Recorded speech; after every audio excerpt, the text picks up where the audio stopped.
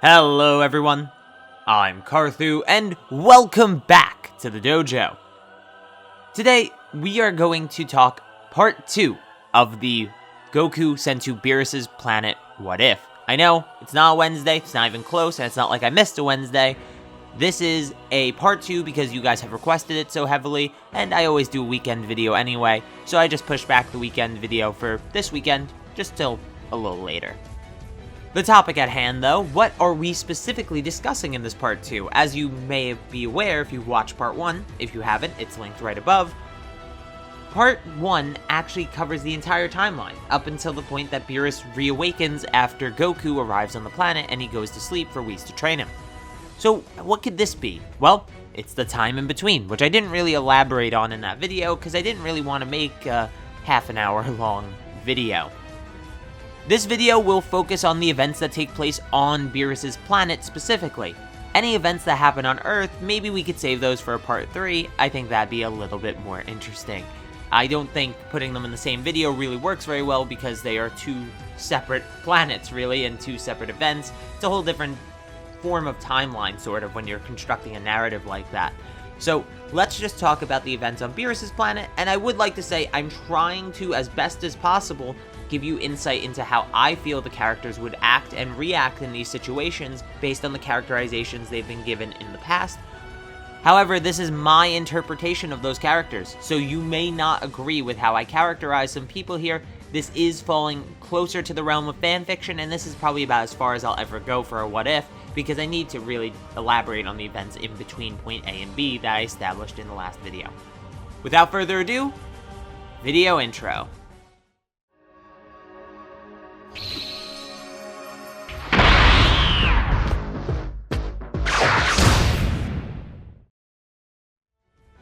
The first thing that I think would happen is Whis would not want to deal with a rampaging monkey baby, and he already doesn't really care for transformations as a use of powering up. This would mean that he sees no benefit in having the tail and would remove it promptly, making it a permanent removal as well. That way Goku wouldn't go on tiny rampages every time Beerus'S moons came out. The next early on issue we have is, what would Goku's name be? Would he really go with the name Goku? No, probably not. It's not an established name for the character at that point. So would it be Kakarot? And that, I think, makes a bit more sense. You see, naming him Kakarot follows this line of reasoning that Whis can actually see the past if he's specifically searching for it. Like when Whis showed Beerus how, well, Frieza got killed by Super Saiyan Goku. Well, not killed as we know, but you know what I'm saying. So Whis, using his staff to project images and flashbacks of Goku's past, would be able to determine his name is Kakarot, and thusly would call him Kakarot. Makes perfect sense to me, at the very least. And also, on the topic of Whis' staff, we do know that Whis can also track specific species to where they are currently located. This ability would make Whis privy to the knowledge that there are other Saiyans still alive, specifically Raditz, Nappa, and Vegeta. With this in mind, they will be the target for Goku to first overcome, the hurdle first in his way. Now, as we know, it does take Raditz another 22 years before he actually finds Goku. This would be age 761. In age 761, that is the exact age that Raditz first arrives on Earth. We're gonna assume that stays the same for Beerus'S planet. He will come to Beerus'S planet at 761. At this point, Goku can use God Ki and thusly Super Saiyan God.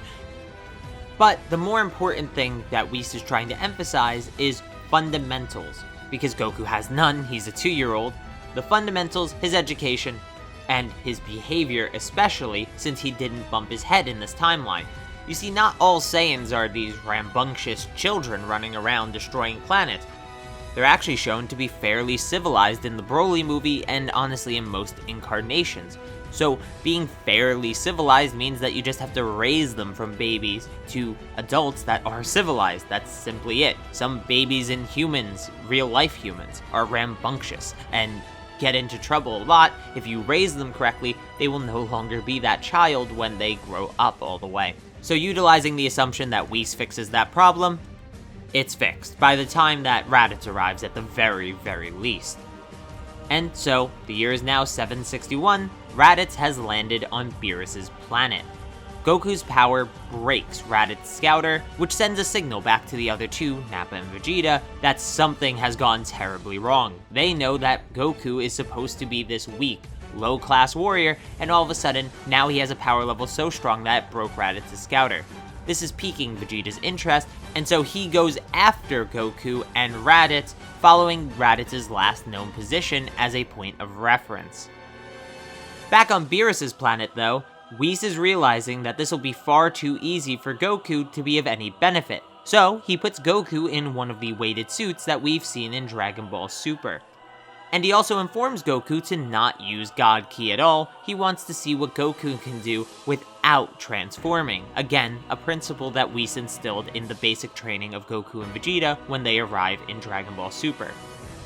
Because of the suit, Goku is actually slightly disadvantaged, but he starts to grow, and grow rather quickly, almost similar to how Broly was in the Broly movie. However, Broly was just learning actually how to fight. This is a Goku adapting to the new set of restrictions upon his body. After a rather short amount of time, Goku begins to overpower and then proceed to obliterate Raditz, with pretty much no difficulty at that point. The fight didn't last that long, and it was just a small stepping stone to something greater to come. You see, as I said, Vegeta is already making preparations to leave for Beerus's planet, and Whis can see this as well. He uses his staff to detect where the other two Saiyans are, surprised that they didn't all come together. He notices how far they are, and he determines that it will be about a year. I am obviously using a year here so we could stay in the relatively similar timeline to the one that we have in the original series. I don't want to make too many assumptions about where Vegeta and Nappa are relative to Beerus's planet, relative to Earth. Too many unnecessary assumptions just makes this feel like too much of a fanfic. I'm trying to avoid that if we can. Since Whis at least has a rough idea how powerful Vegeta and Nappa are and sees how powerful Goku is already, he tells Goku to not train for the next year. Whis is trying to allow this next fight to be as close as possible for as long as possible.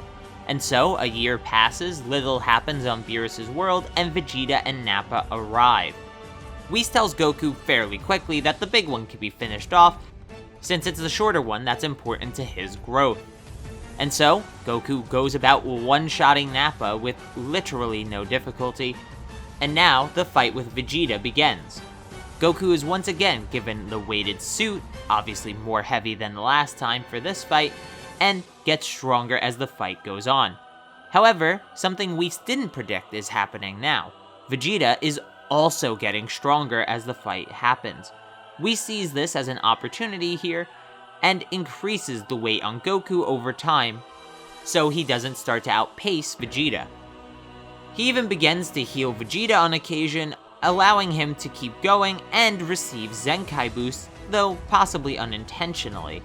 Whis has them fight for a month straight, replenishing their stamina and healing them as necessary so they don't need to stop.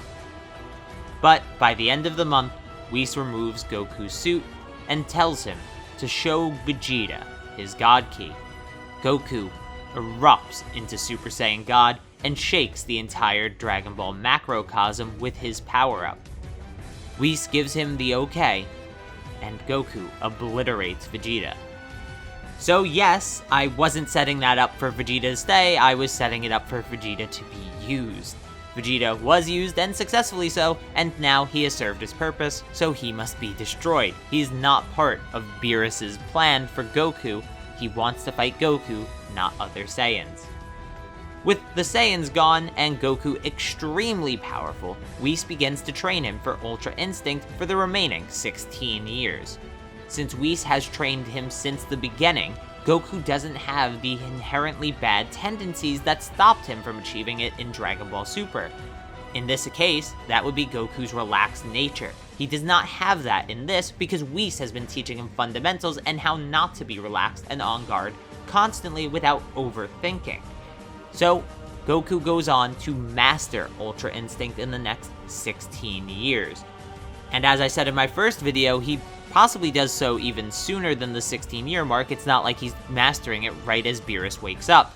Instead, he masters it well before, expecting a challenge from Beerus because of all the hype that's been built up for this fight, only to be disappointed once he uses his full Ultra Instinct and is able to defeat Beerus casually. Now, does he kill Beerus in this instance?